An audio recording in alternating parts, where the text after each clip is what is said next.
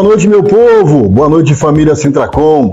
Meu boa noite vai para os quase 30 mil membros da família Sintracom Londrina, para as esposas, esposos, filhas, filhos, colegas e vizinhos dos trabalhadores da construção, da madeira, do mobiliário, do mármore e granito, de olaria e cerâmica, artefato de cimento, pinturas, instalações elétricas e montagem industrial. Daqui a pouco, no oferecimento do SECONSE, Serviço Social da Indústria da Construção Civil do Norte do Paraná, a nova Central Sindical de Trabalhadores da FETRACONSPAR, os nossos dirigentes vão apresentar os associados aniversariantes do dia de hoje. Como sempre, se você que nos honra com o carinho da audiência do programa Sua Vez, Sua Voz, se quiser participar da conversa, é só postar uma mensagem em nossas redes digitais. Tem gente de todas as partes do mundo que acompanha o programa Sua Vez, Sua Voz pela internet e sempre envia mensagem para nós, tá certo? Olha, muito obrigado a todos e a todas que nos acompanham pela Rádio Brasil Sul, AM 1290, o sinal mais potente do interior do Paraná, e pelas redes internacional de computadores. É para vocês que nós colocamos no ar esse programa que leva informações aos lares dos trabalhadores, das trabalhadoras, sempre do jeito simples de quem sua camisa para construir a cidade, o estado, o Brasil e o mundo. Prazo para o envio das declarações do Imposto de Renda termina nesta quarta-feira, dia 31. Banco Interamericano de Desenvolvimento e FMI vão a Brasília debater a reforma tributária e a taxação de grande fortuna. Brasil precisa reverter os índices de mortalidade materna que explodiram durante a pandemia. Errei a declaração do imposto de renda. E agora? ANEEL anuncia que mantém bandeira verde no mês de junho. O Supremo Tribunal Federal valida decreto que permite demissão sem justa causa. Alunos que fizeram o Enem terão mais uma chance. O governo vai negociar com parlamentares a medida provisória que reestrutura os ministérios. Pesquisa mostra a dificuldade dos jovens em acessar o mercado de trabalho. Apenas 15% dos jovens acima de 16 anos estudam. Sindicato pode pedir ressarcimento de despesa de professores com teletrabalho durante a pandemia. No nosso quadro Dedo de Prosa, gastos dos brasileiros. Você ainda vai conferir comigo as vagas disponíveis na Agência do Trabalhador.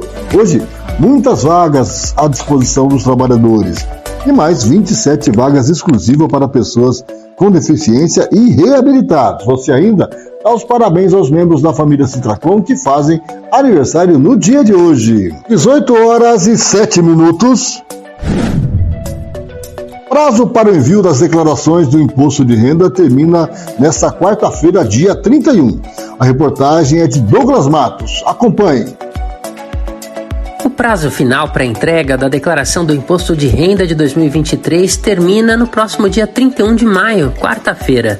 As estimativas da Receita Federal são de cerca de 39 milhões de declarações que devem ser entregues até o término do prazo. Todos os brasileiros e pessoas residentes no Brasil, independentemente de serem assalariadas, aposentadas ou pensionistas, mas que receberam em 2022 mais de R$ 28.559,70, deverão declarar o imposto de renda. No caso de a pessoa ter tido a renda anual em 2022 abaixo do valor mínimo, mas ao mesmo tempo possuir bens que somam mais de R$300 mil, ela também deve declarar o imposto. Aqueles que fizeram transações comerciais ou vendas acima dos mesmos 300 mil, assim como quem lucrou com atividades rurais em valor acima de R$142 mil, também devem declarar. Quanto aos rendimentos não tributáveis, pessoas que ultrapassaram os R$40 mil também devem realizar a declaração. Isso também vale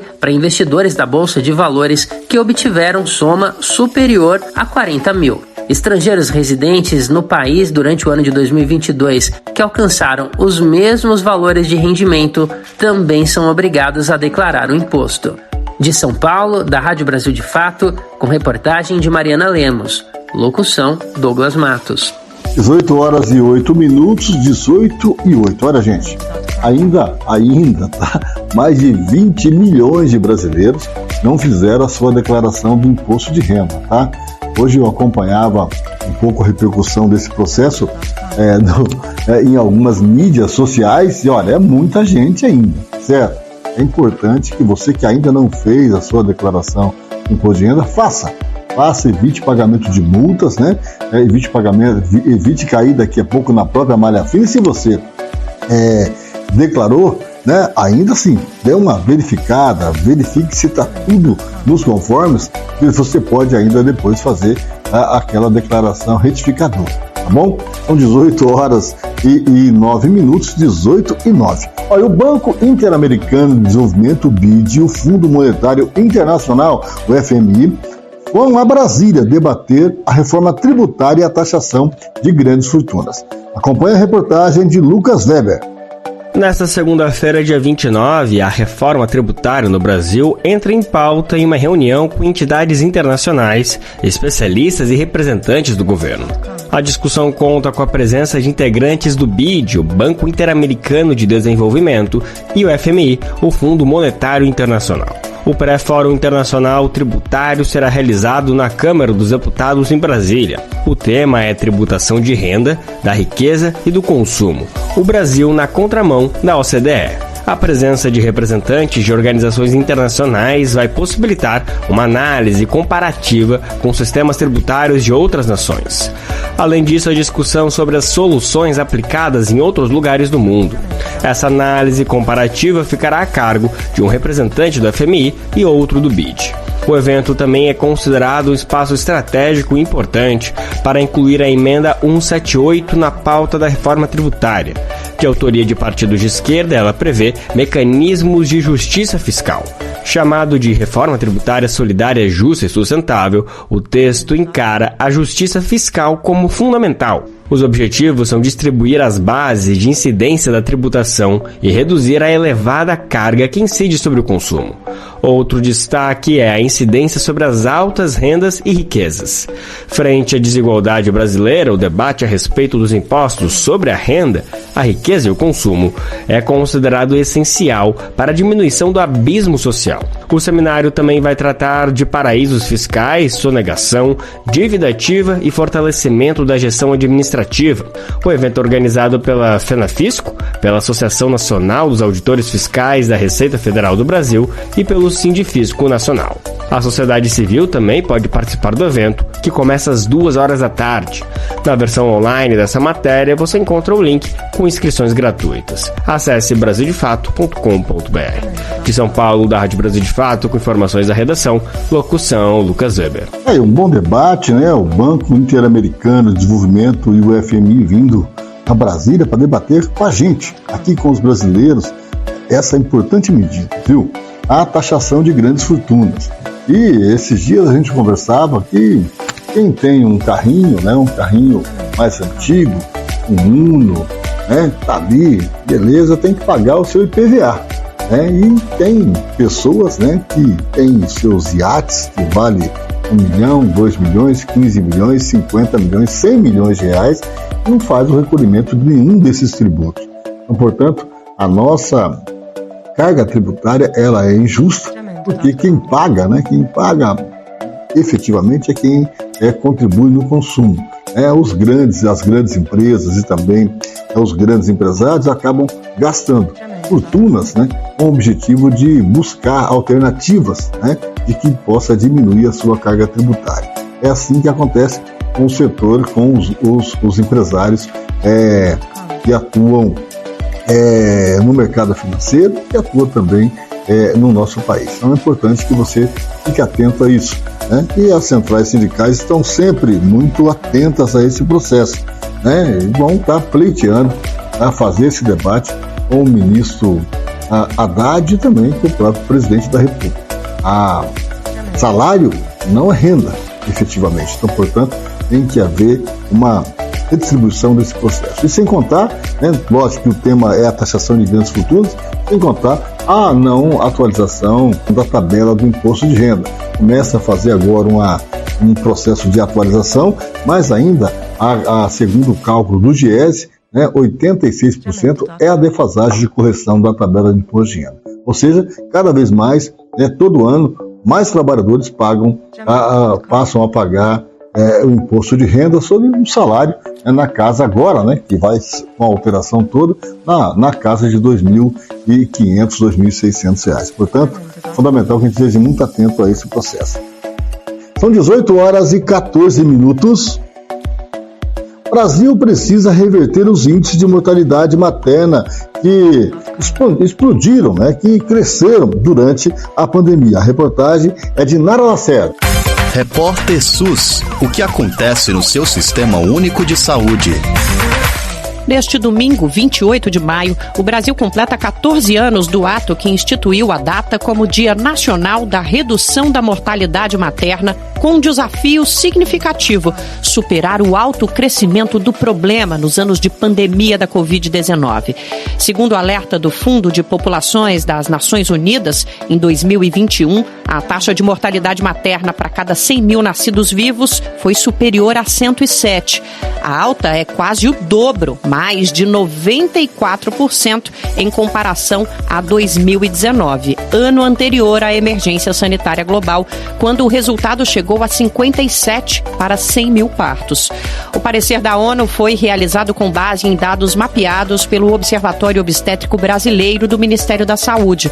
Uma outra pesquisa da entidade observou que o cenário pode ser ainda pior por causa da subnotificação. De acordo com o estudo, o total de mortes de gestantes e puérperas registradas entre 2019 e 2021 foi 35% maior que o divulgado pelo governo no período. Os dados em questão distanciam o Brasil ainda mais do cumprimento dos Objetivos de Desenvolvimento Sustentável do Milênio. A meta é diminuir a mortalidade materna para, no máximo, 30 falecimentos a cada 100 mil nascidos vivos até 2030. Marcos Nakamura, pesquisador e obstetra do Instituto Nacional de Saúde da Mulher, da Criança e do Adolescente Fernandes Figueira, da Fiocruz, afirma que os números podem dizer muito sobre a realidade das mulheres e do próprio país. Quando esse indicador é alto, ele é revelador também, pode ser revelador também do papel da mulher na sociedade, né? Então, existem situações em que você pode encontrar iniquidades no sistema de saúde e dificuldades de acesso a determinados grupos de mulheres, seja devido à sua raça, cor ou mesmo, né, devido à sua renda. E isso é revelador, então, também da situação própria do próprio país, né? Por isso que a mortalidade materna é um indicador que a Organização Mundial de Saúde e a Organização das Nações Unidas utiliza, né, para o conhecimento das desigualdades daquele país. Nakamura, que também preside a Comissão de Mortalidade Materna da Federação Brasileira de Obstetrícia, lembra que as mortes diminuíram a partir da década de 1990. Ele explica que a mudança foi fruto direto da criação do Sistema Único de Saúde. E lembra, no entanto, que a partir do início deste século, o ritmo do avanço começou a estacionar, também caminhando junto com as dificuldades enfrentadas pelo SUS. As dificuldades, né, em se reduzir a mortalidade materna começaram a se apresentar a partir daquele período, ainda que avanços tenham ocorrido na década de 2000 e 2010. Por exemplo, praticamente a universalização do pré-natal, que foi algo que ocorreu ali na década de 2000. Então, hoje em dia, a gente tem uma cobertura de pré-natal de 98%, 99% da população, segundo os estudos realizados. Porém, ainda temos dificuldade em cumprir ali o número de consultas adequado, o início do pré-natal precoce, além de uma dificuldade também em ter um pré-natal de melhor qualidade, com acesso a todos os exames necessários, etc. Nakamura ressalta que há uma expectativa de queda na mortalidade materna em 2022, que ainda tem dados a serem divulgados.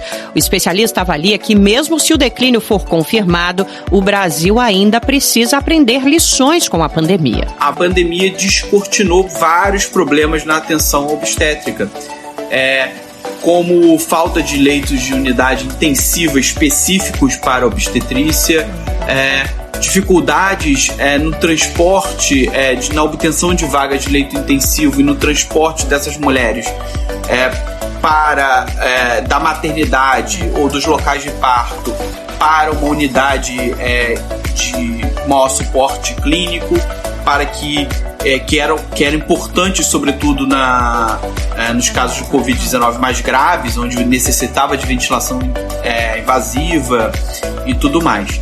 Então esses problemas foram mostrados muito fortemente na pandemia. E eu acho que a gente deve, então, usar os recursos mesmo empregados, né? A gente teve investimento em aparelhos de ventilação mecânica, em leitos de unidade intensiva. Temos que tentar usar esses recursos que foram aplicados e reverter para a atenção obstétrica no intuito de melhorar para os próximos anos. Para o médico, não é possível mudar essa realidade sem investimentos e recursos públicos em profissionalização, estrutura, tecnologia e insumos.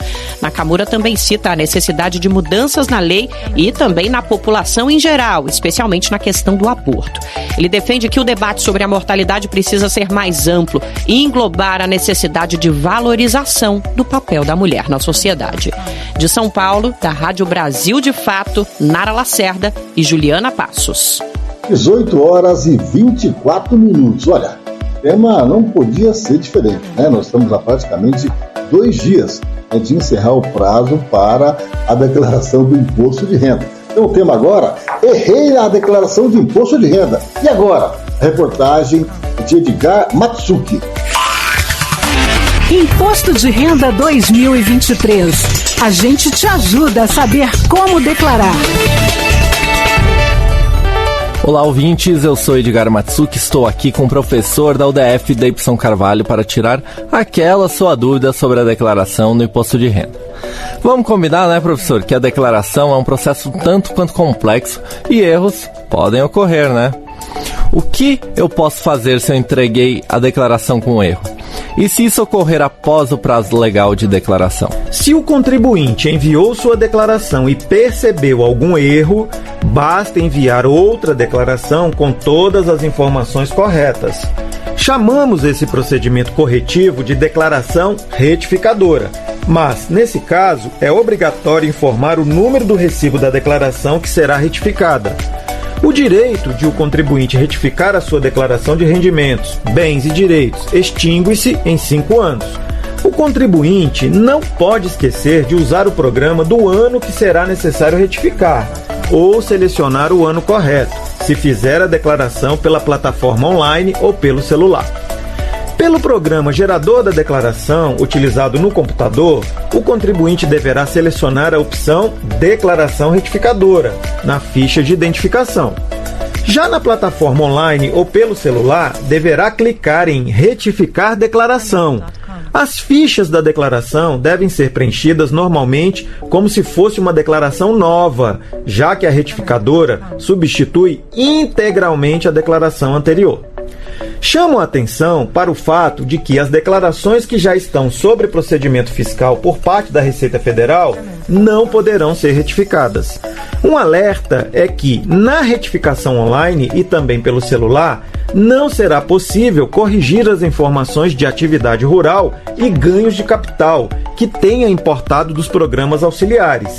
Nestes casos, será necessário baixar e utilizar o programa gerador da declaração do imposto de renda no seu computador para ajudar nas devidas correções advindas destes 2 demonstrativos. O prazo para a declaração do imposto de renda de 2023 vai até o dia 31 de maio.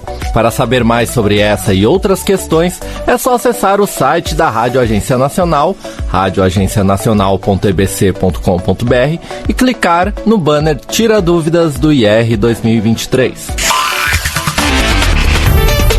Essa é uma parceria da Rádio Agência Nacional com a UDF, Centro Universitário do Distrito Federal.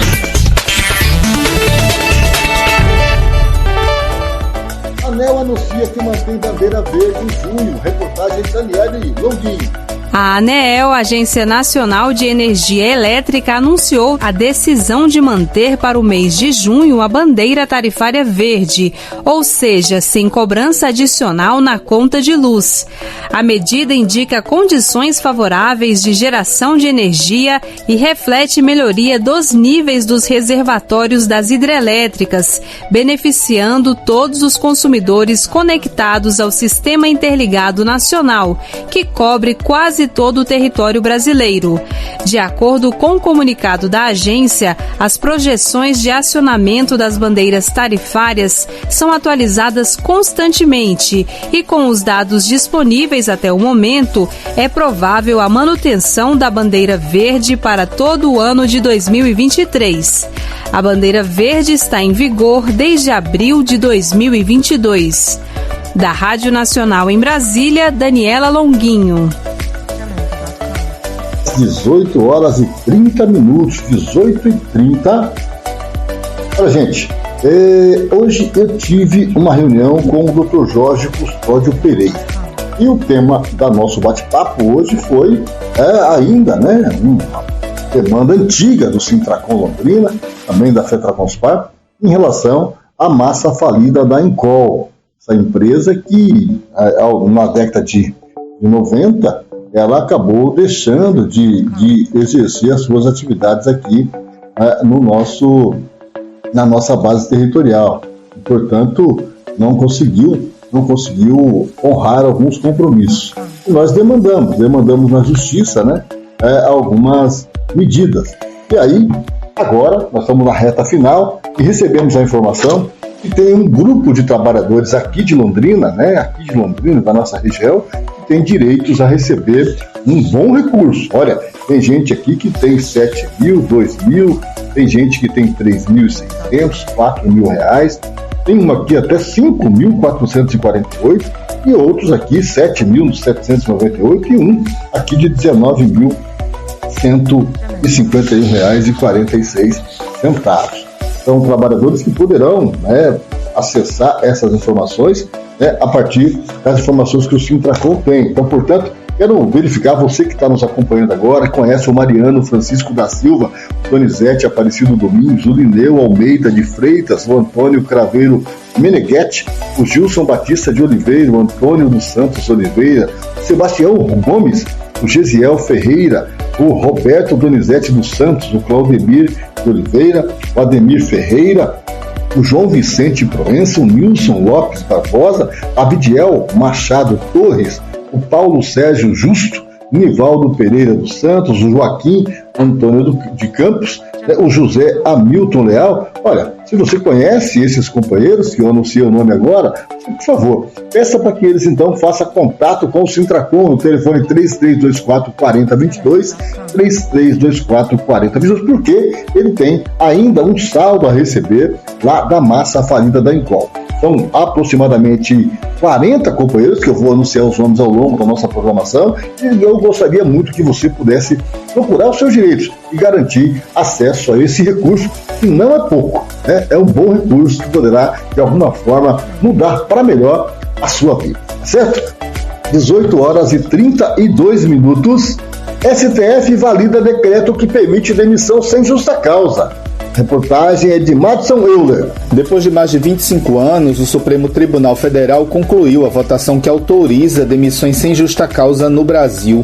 A maioria do plenário validou o decreto presidencial assinado em 1997 pelo então presidente Fernando Henrique Cardoso, que retirou o país da Convenção 158 da Organização Internacional do Trabalho.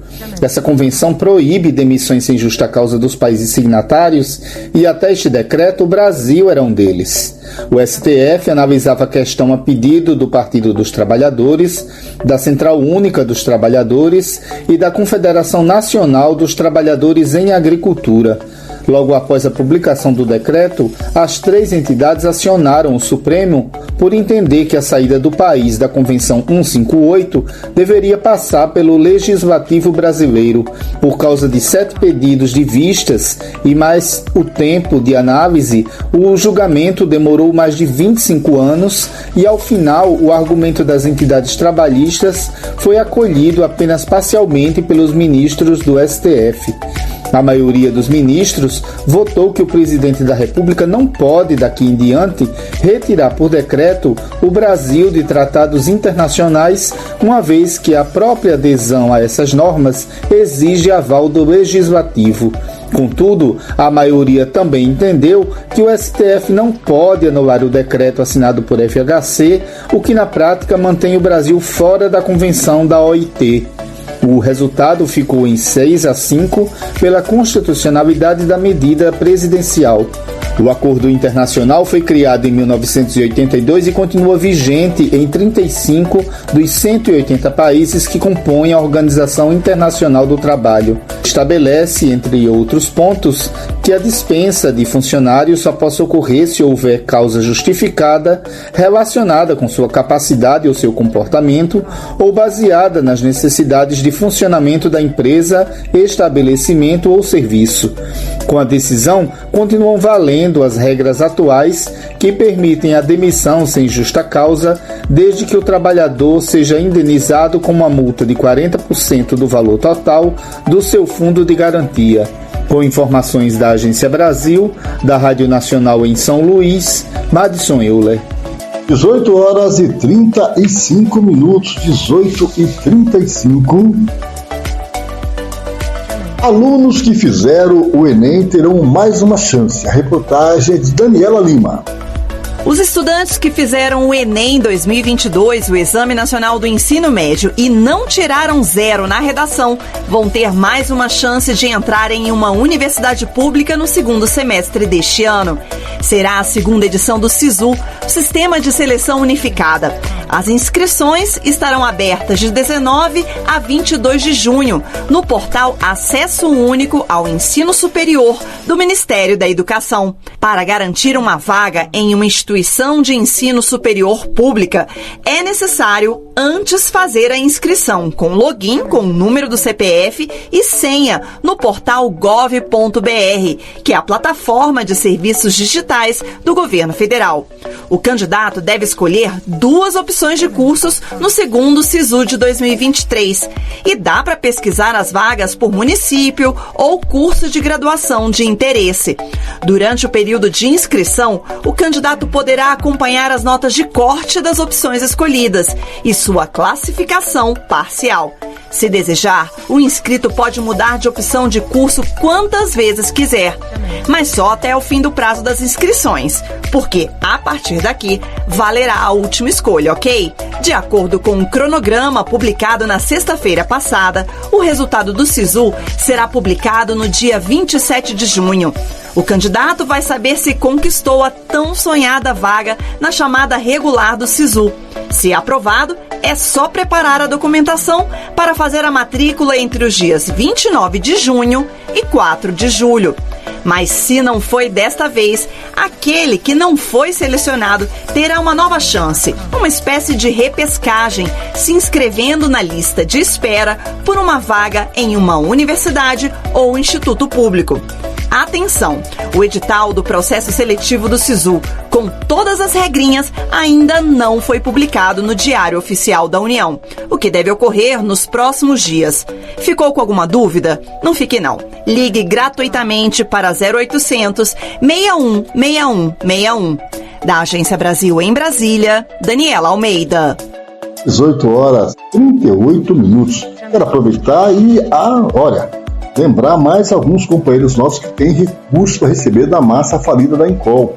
O Joaquim Antônio de Campos, José Hamilton Leal, o Wilson Aparecido Cordeiro, o Joaquim Agenor Menegasti, o Antônio Alves de Oliveira, Luciano José Dias, o Oswaldo José Francisco, o Nilton Pinheiro, a Sandra de Almeida Cuba, o Amarildo Cardoso, o Vanderlei Soares, o Adão Marcos da Silva, o Aparecido Rosa, o Antônio Caetano Ribeiro, o Celso Marques de Oliveira, o Valmir Olívio de Melo Leite, o Paulo César Ferreira, o Vanderlei César Bento, o Celso Miguel da Silva, o Claudinei de Souza, o Jaci dos Santos, o Paulo José Carneiro, o Valdeci Ribeiro dos Santos, o José Pereira Viana, o Oliveira Luiz Vicente, Luiz dos Reis, Jorge Rocha, o Jorge Stepanek Andrade, Francisco Valdivino da Silva e o Pedro Pereira da Luz, além da Valéria Maria Mota Viana Nassu.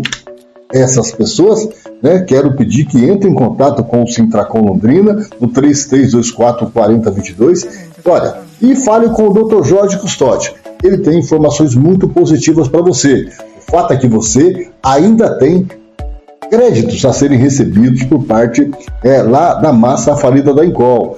Prazo para pagamento logo, então você tem que se habilitar para receber esses recursos, tá certo? São 18 horas e 40 minutos. Luana, nós vamos para o nosso último intervalo comercial. Nós voltamos daqui a pouco trazendo muito mais informação para você. Até já! A JMX é a melhor escolha para quem busca segurança e tranquilidade.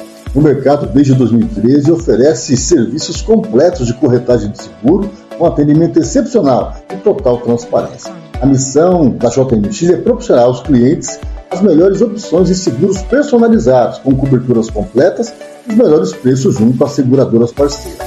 Confie na JMX e proteja o que é mais importante para você, com práticas inovadoras e soluções sob medida.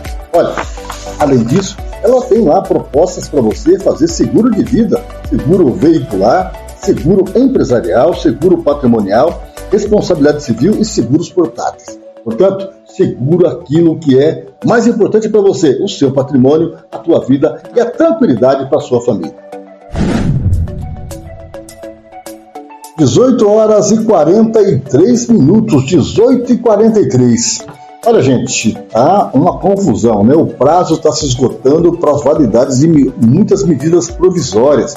Então, lá no Congresso Nacional, na Câmara e no Senado Federal. E o governo vai negociar com parlamentares MP e reestruturas ministério. A reportagem é de Sayonara Moreno. Acompanhe. Depois de mudanças aprovadas em comissão mista do Congresso, o governo federal vai negociar com parlamentares a manutenção do texto original da medida provisória que reestrutura ministérios. É o que afirma o ministro de Relações Institucionais, Alexandre Padilha, ao reconhecer avanços. Nós vamos continuar dialogando com o Congresso Nacional para buscar até a votação no plenário, para que esse relatório, que já tem muitos avanços, consolida a criação de 37 ministérios. O relatório não acaba com nenhum ministério, não acaba com nenhum órgão, não tira do governo a possibilidade de poder implementar a sua agenda política. Vamos continuar conversando com o Congresso Nacional, com o seu relator, para buscar até a votação no plenário aprimoramentos necessários a partir das demandas, do diálogo que nós temos feito há semanas. A informação foi dada nesta sexta-feira depois que Padilha se reuniu com o presidente Lula, outros ministros do governo e líderes parlamentares no Palácio do Planalto. Na pauta, as mudanças que a MP de Lula sofreu em comissão mista do Congresso Nacional na última quarta-feira. A MP assinada no começo do atual mandato cria os 37 ministérios e perde a validade na próxima quinta-feira se não for analisada no Legislativo. Padilha foi enfático ao descartar a intenção do governo de buscar a justiça para reverter a situação. Não existe por parte do governo nenhuma medida de judicialização enquanto está em curso o processo legislativo. Esse é um governo que respeita a relação e o papel que tem o Congresso Nacional. A solução é pela política, é no diálogo, respeitando o processo legislativo. Uma das medidas propostas pelo relator da MP, o deputado Isnaldo Bulhões, do MDB, retira do meio ambiente a Agência Nacional de Águas e Saneamento Básico, que passa para o Ministério de Integração e Desenvolvimento Regional. Segundo o ministro da Casa Civil, Rui Costa, esse é um exemplo de mudanças que estão desalinhadas do texto original da MP. Outra mudança retira a demarcação das terras indígenas da competência do Ministério dos Povos Indígenas e coloca sob a responsabilidade do Ministério da Justiça. Outra alteração leva o cadastro ambiental rural do Ministério do Meio Ambiente para o Ministério da Gestão e Inovação. Essas modificações não foram bem recebidas pelos titulares das duas pastas. Perguntado sobre as insatisfações das ministras Marina Silva e Sônia Guajajara, Padilha disse que houve pontos importantes mantidos no texto original. No entanto, destacou que os pontos de discordância com o governo não impedem Lula de manter a agenda ambiental como prioridade no atual mandato. Dependente do texto, o relatório que foi aprovado na comissão mista não impede que o governo possa implementar o conjunto de políticas, inclusive garantir a sustentabilidade como centro do programa de governo e da situação de governo. Não há esvaziamento da agenda da sustentabilidade do governo. Após as mudanças aprovadas para o Ministério do Meio Ambiente, a titular Marina da Silva definiu como erro estratégico, que traz prejuízo à agricultura, ao acordo do Mercosul com a União Europeia e também ao que foi conquistado, segundo ela, nesses 4 meses de governo. A ministra Sônia Guajajara, dos Povos Indígenas, escreveu nas redes sociais que essa é uma tentativa de esvaziar e tutelar a pasta. Da Rádio Nacional em Brasília, Sayonara Moreno. 18h47. Agora você confere comigo as vagas de emprego que estão disponíveis na Agência do Trabalhador e na Secretaria Municipal do Trabalho de Londrina. Agora vou anunciar as vagas, são exclusivas, exclusivas para os trabalhadores do setor da construção. 2 vagas de auxiliar de eletricista, 1 vaga de auxiliar de manutenção elétrica e hidráulica, 1 vaga de auxiliar de manutenção predial, 2 vagas de carpinteiro, 1 vaga de carpinteiro de obras com ensino fundamental completo, 2 vagas de eletricista, 1 vaga de eletricista meio oficial, 1 vaga de eletricista auxiliar, 2 vagas de instalador de alarmes residenciais, 2 vagas de oficial de manutenção, 1 vaga de oficial de manutenção predial com ensino médio completo e experiência de 6 meses, 1 vaga de operador de betoneira, 4 vagas de pedreiro e 1 vaga de pintor industrial. O time de Londrina fica aqui na Rua Pernambuco, na Rua Pernambuco 162, no centro da cidade. O atendimento é de segunda a sexta-feira, das 9 até as 14 horas. O desejo do Sintracom e da nova Central Sindical de Trabalhadores que você comece essa terça-feira trabalhando com carteira assinada e todos os seus direitos trabalhistas e convenções coletivas respeitadas. 18h49. Agora você, junto comigo, dá os parabéns aos membros da família Sintracom que fazem aniversário no dia de hoje. O Aparecido Camilo, da Carrocerias Londrina, fazendo 57 anos hoje. Parabéns, Aparecido. Vida longa para você. O Carlos Cristóvão, da MRV, fazendo 45 anos. O Daniel Misael Marques, da Artefatos Alfa, 36 anos. Eduardo Aparecido de Souza, Luxo Empreiteira de Obras. O Everton dos Santos, da Tec Bloco Central de Testes Limitada, fazendo hoje 40 anos de vida. O Gilmar Amaral Gomes, da Plenarte Locação de Equipamentos, 60 anos. José Miguel Roque, nosso sócio aposentado, fazendo hoje 79 anos de vida. Parabéns, seu José, com muita saúde. A Kátia Nogueira, da Quadra Construtora, 44 anos. Parabéns, Kátia. O Maciel Severini, da Construtora Pride, 51 anos.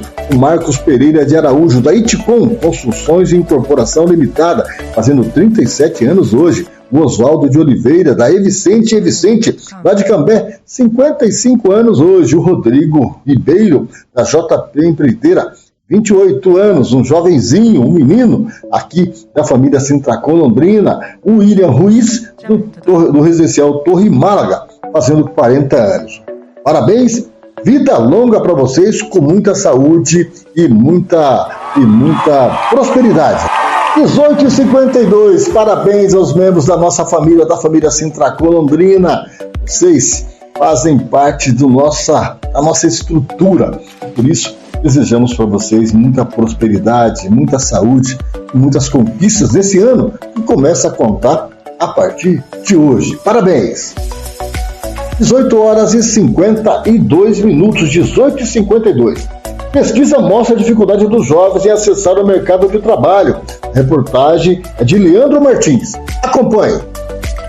Oferecer mais vagas de aprendizes em empresas para os jovens brasileiros. O tema foi debatido nesta sexta-feira no CIEE, Centro de Integração Empresa-Escola, em São Paulo. E durante o encontro foi apresentada uma pesquisa inédita sobre a empregabilidade de jovens no país, feita pela Subsecretaria de Estatísticas e Estudos do Trabalho, do Ministério do Trabalho e Emprego. De 207 milhões de brasileiros, quase 100 milhões estão ocupados. E do total de pessoas que trabalham ou estudam, menos de 15% são adolescentes, entre 14 e 24 anos. Para especialistas, o número é muito modesto e é preciso facilitar a chegada de mais jovens ao mercado de trabalho. E como melhorar este cenário? O presidente da Frente Parlamentar Mista de Apoio ao Aprendiz, Marco Bertaioli, diz que é preciso um esforço tanto da sociedade quanto do Congresso para que mais empresas atraiam os jovens para o mercado de trabalho, para ir além do cumprimento da Lei 10.097, da cota para jovens aprendizes nas empresas. É inserir o jovem na escola do trabalho, para que ele possa estar apto a disputar a vida, o mercado de trabalho. Não queremos que apenas a cota seja cumprida. Nós queremos que todos aqueles que também não estejam subordinados a uma cota, micro e pequenas empresas, também contratem jovens aprendizes. Hoje, coordenadora de inclusão na Youth Voices Brasil, Samantha Manuel conta que a vaga que conseguiu como aprendiz em uma empresa foi decisiva para ela crescer profissionalmente. O que muito me ajudou a conquistar tudo que eu conquistei, primeiro foi um programa profissionalizante que eu passei lá atrás, quando eu saí do ensino médio, me ajudou a conseguir um emprego em um banco multinacional, um dos maiores. Então, por meio disso, eu comecei a fazer intercâmbio, comecei a pagar a minha faculdade. Entre os jovens que estão trabalhando atualmente no país, as principais ocupações são auxiliar de escritório, assistente administrativo, repositor de mercadorias, vendedor de varejo, embalador, almoxarife, operador de caixa, atendente de lanchonete e ajustador mecânico.